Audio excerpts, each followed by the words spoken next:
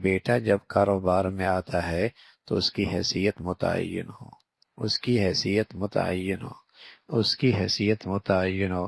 آیا وہ ملازم کی حیثیت سے ہے یا وہ حصے دار کی حیثیت سے ہے؟ اگر ملازم کی حیثیت سے ہے پھر اس کی مناسب تنخواہ مقرر کرنی چاہیے۔ کیوں؟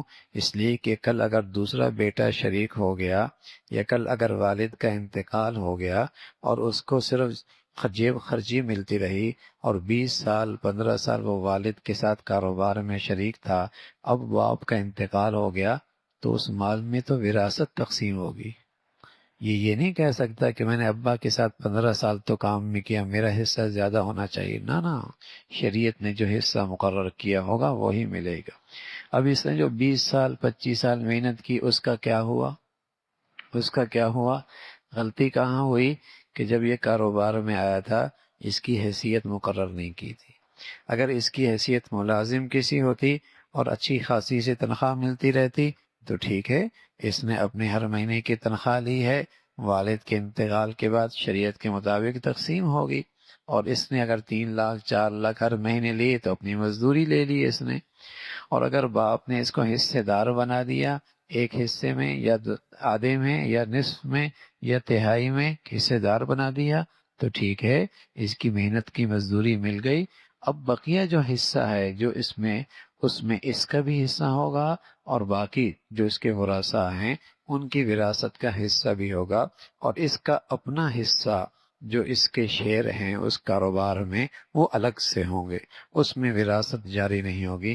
تو یہ بہت اہم بات ہے، بس اوقات اسے نظر انداز کیا جاتا ہے، اور جب والد کا انتقال ہوتا ہے تو بعد میں مسائل بہت کھڑے ہوتے ہیں۔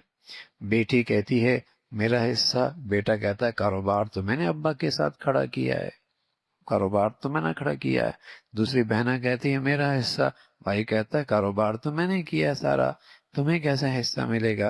ٹھیک ہے، ان چیزوں میں حصہ ہو، کاروبار میں کوئی حصہ نہیں، یہ تو میں نے کیا ہے۔ چھوٹے بیٹے چھوٹے بھائی بعد میں کاروبار میں شریک ہوئے، اور یہ بھائی 40 سال سے کاروبار میں شریک تھا، اب دونوں میں وراثت ایک جیسی۔ اب اس 40 سال کی محنت کا بدلہ کہاں گیا؟ غلطی کہاں ہوئی؟ جب کاروبار میں آئے تھے اس کی حیثیت مقرر نہیں کی تھی، اس کی حیثیت مقرر نہیں کی تھی۔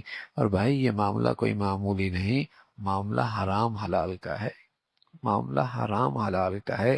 اللہ نہ کرے کسی کا 1 روپیہ بھی میرے حصے میں آیا، کل قیامت میں بعد پرسو کسی کی تھوڑی سی حصہ کیفیت مال کی حیثیت بھی میرے پاس آئی جو میرا حق نہیں ہے، کل قیامت میں اس کا بدلہ چکانا پڑے گا۔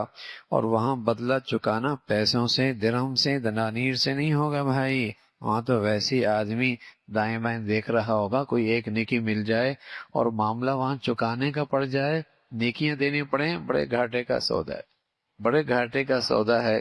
تو معاملات بہت صاف ہونے چاہیے، معاملات بہت صاف ہونے چاہیے۔